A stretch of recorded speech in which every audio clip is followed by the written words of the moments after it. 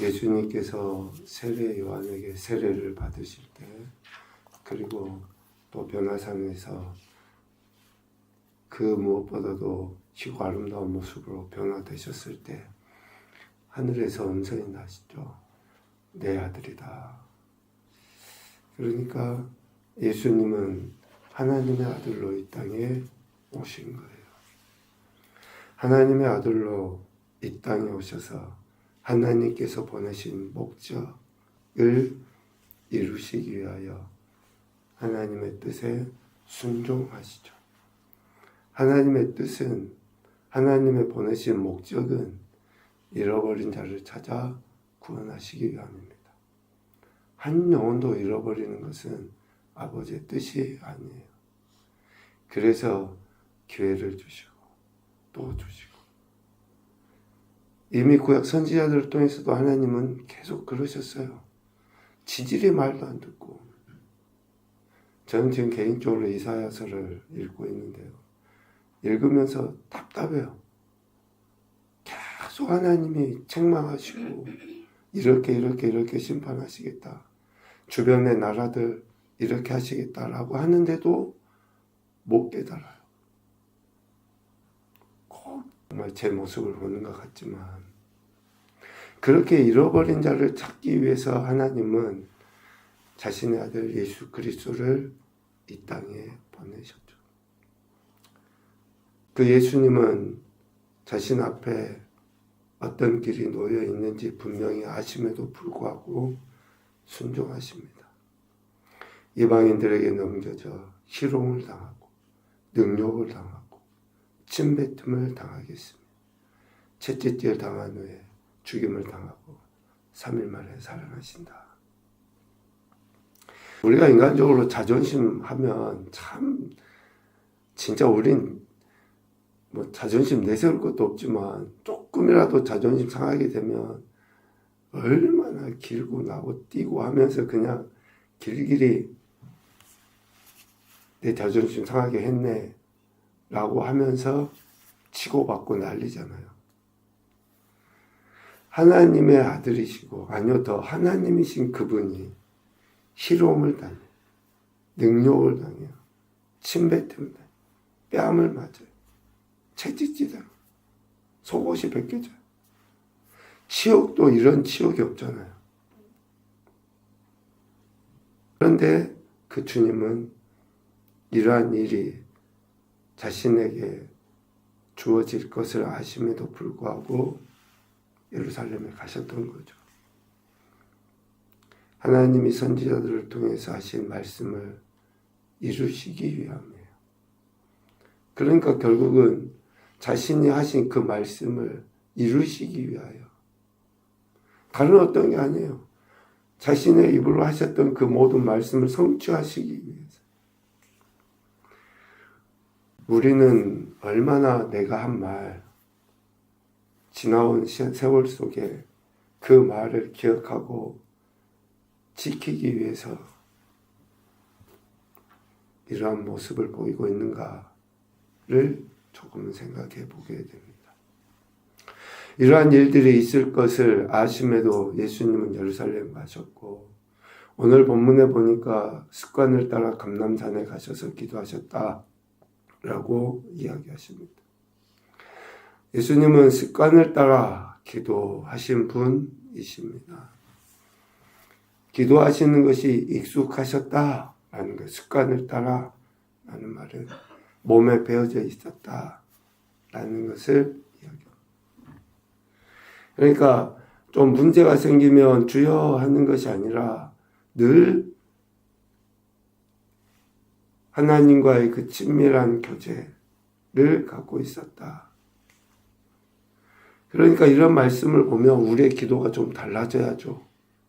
기도는 문제 생겼을 때 문제 해결받기 위해서 부르짖는 것이 아니에요. 기도가 그런 도구가 아니에요. 기도는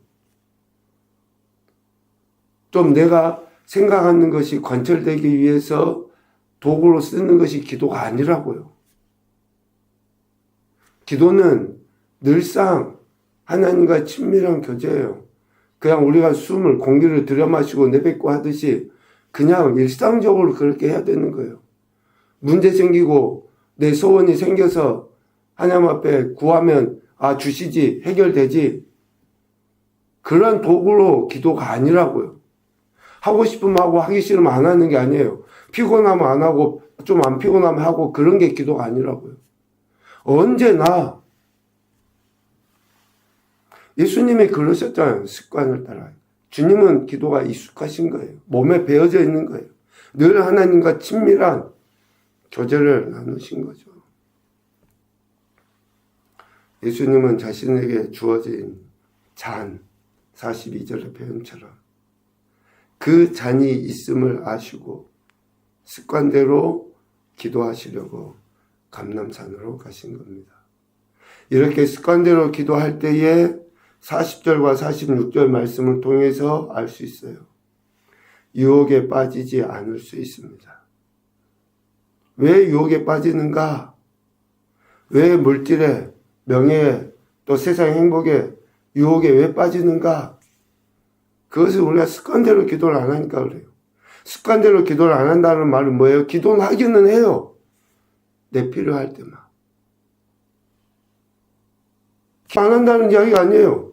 기도해요. 내가 원할 때만. 내가 하고 싶을 때만. 그러니까 유혹에 빠져요. 그런데 늘상 기도해야죠.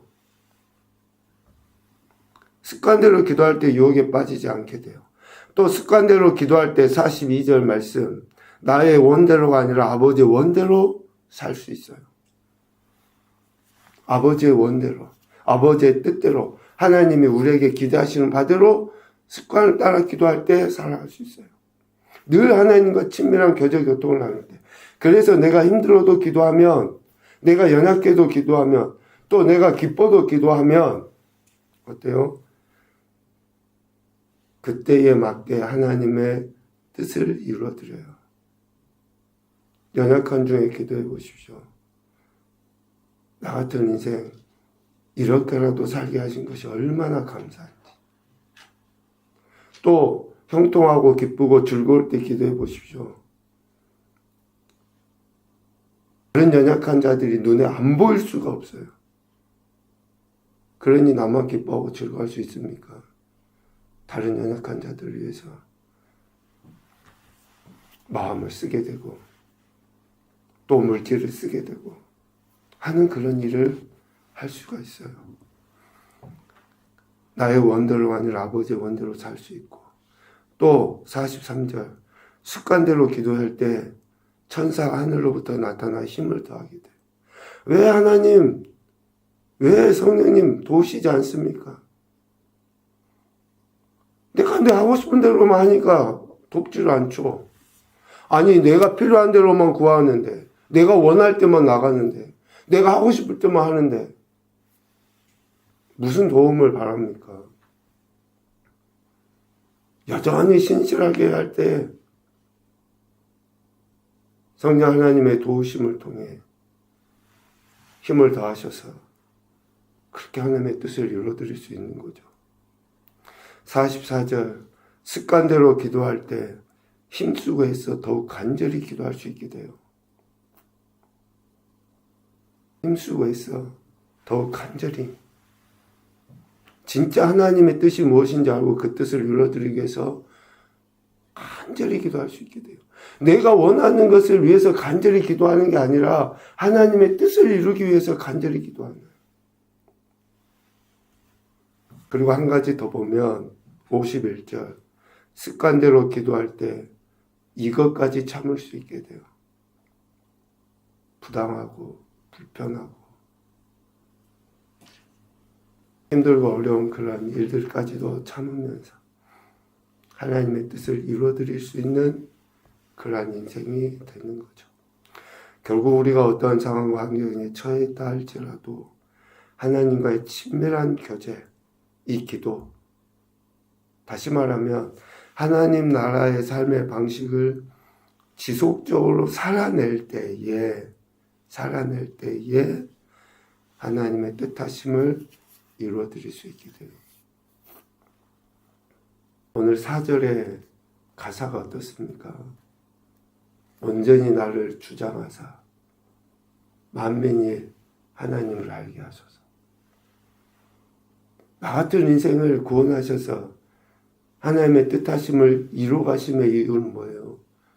모든 사람들이 나를 보고 하나님을 보게, 하나님 나라를 보게 돼. 이것이 하나님 우리에게 기대하시는 바예요. 하나님의 뜻하심을 이루어드릴 수 있고 하나님 나라를 보일 수 있는 것은 우리가 지속적으로 기도, 즉 하나님 나라의 삶의 방식대로 살아갈 때에 라는 것을 이야기합니다. 그런데 오늘 본문에 보면 유혹에 넘어간 자가 나오죠. 가룟 유다입니다. 12 중에 하나인 유다라는 자가, 가룟 유다는 예수님을 팔아버립니다. 예수님은 자신이 마셔야 할 잔을 앞에 두시고 기도하셨죠. 그러면서 제자들에게 명령하신 거예요. 유혹에 빠지지 않게 기도해라. 그런데 이미 그 가운데는 유혹에 빠져버린 사람이 있었습니다. 가룟 유다예요. 요한복음 13장 2절에 보면 마귀가 벌써 시몬의 아들 가룟 유다의 마음에 예수를 팔려는 생각을 넣었더라. 이미 그는 자신의 생각에, 자신이 기대하는 바에 메시아를 그려놓고 있었기 때문에 예수님을 용납하지 못하는 거죠. 받아들이지 못합니다. 매우 우리가 신앙생활을 하는데 주의해야 됩니다. 가룟 유다는 예수님 따라다녔어요. 그냥 단순히 우리의 표현을 해보면 가룟 유다는 신앙생활을 했어요. 예수님 가신 데 갔고 함께 먹을 때 먹었고, 신앙생활을 안 하는 게, 오늘 우리의 표현을 보면 신앙생활을 안 하는 게 아니에요. 했다고요. 예수님의 12제자 안에 들어있었으니까 오늘 우리의 표현으로 보면 열심히 한 거예요. 그것도 열심히 했잖아요. 예수님도 따라다니고 예수님과 함께 다니면서 그런 수없이 많은 기적과 이적도 보고, 12명 제자 안에 들어간 게 쉽습니까? 주님이 특별하게 택하셔서 그렇게 했잖아요. 그런데 그는 어때요? 예수님을 팔아버려요. 그러니까 다른 누구 여러분 생각하지 마시고 저나 여러분 우리 각자를 한번 생각해 보자고요. 예수님을 파는 사람은 지금 전혀 예수님 안 믿는 사람, 저기 언저리에 있는 사람이 아니라 어쩌면 새벽에나 저녁에나 매일 나와서 기도한다고 하고 예수님 가까이 있는다고 하고 하는 그 사람이 예수님 팔아요. 문제 생기고 자기 뜻대로 안 되고 자기가 생각한 대로 안 됩니다. 유대를 해방시킬 강력한 왕을 기다리는 그러한 유다, 그리고 돈이나 명예나 어떤 것을 줄 수 있는 그런 현세적인 그런 왕으로 가룟 유다는 메시아를 생각한 거 아닙니까? 그러니 가장 측근에 있는 그가 예수님을 팔아요. 다시 이야기하지만 예수님을 파는 사람은 전혀 안 믿는 사람이나 그런 사람이 아니라고요. 가장 가까이 있는 오늘 여기에 있는 저와 여러분일 수도 있다고요. 신앙생활을 하고 있는 그가 예수님을 넘겨버려요. 그렇게 마귀의 유혹에 넘어가서 예수님 팔 생각을 하게 된 유다는 치밀하게 계획을 세우죠. 입맞추는 것을 통해 예수님을 잡도록 계획을 세웁니다. 마가복음 14장 44절에 보니까 예수를 파는 자가 이미 그들과 그노를 짜 이르되 내가 입맞추는 자가 그이니 그를 잡아 단단히 끌어안아. 얼마나 악독한지 모릅니다. 우리 인간이. 특별히 사인을 입맞추는 것으로 사인을 정해요.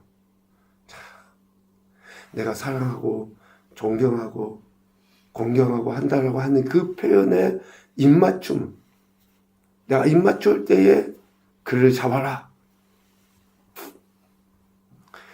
그런데 예수님은 이미 아시고 오늘 48절에 이야기하죠. 유다야, 네가 입맞춤으로 인자를 파느냐. 가장 아름답고 귀하고 또 친밀한 모습으로 위장하여서 예수님을 파는, 이 이야기를 하면서 다시 한번 생각이 듭니다. 우리가 신앙생활 한다고 하고 또 교회 어떤 봉사도 한다고 하고 뭔가 한다고 하면서 예수님 말씀을 거역하고 불순종하는 그러한 행태, 좀 더 여러분들도 지금 이 이야기를 천천히 묵상을 해보시면 좋겠어요. 내가 무언가 한다고 하는데 주님의 뜻과는 관계없이 하고 있는 것은 아닌가. 입맞춤으로 내가 주님에 대한 고백도 하는 것 같은데 그 입맞춤이 결국은 주님을 멀리하고 팔아버리기 위한 입맞춤은 아닌가. 검과 몽치를 가지고 예수님을 잡을 계획을 세운 거예요. 마가복음 14장 48절에 보면 너희가 강도를 잡는 것 같이 검과 몽치를 가지고 나를 잡으러 왔느냐. 오늘 본문에도 주님 말씀하시지만 이렇게 예수님은 날마다 성전에서 저들을 가르치고 저들과 함께 있었음에도 불구하고 그때는 손을 대지 않았잖아요. 그런데 이제서야 저들이 검과 몽치를 가지고 예수님을 잡으러 오신 거예요. 이것을 책망합니다. 그런데 왜 예수님께서 그들의 그러한 행태를 그대로 내버려 두십니까? 12군단이나 더 되는 군대 천사를 보내서 얼마든지 저들을 싹 쓸어버릴 수 있음에도 불구하고 왜 자신 앞에 놓여져 있는 잔, 그러한 수치스러움을 사랑한다라고 고백하는 그 입맞춤이 자신을 팔아버리는 것임에도 그걸 아심에도 불구하고 왜 예수님이 그것을 그대로 받아들이시냐고요. 오늘 53절 이야기합니다. 이제는 너희 때요 어둠의 권세로다. 지금은 어둠의 때이기 때문에 그러는 거예요.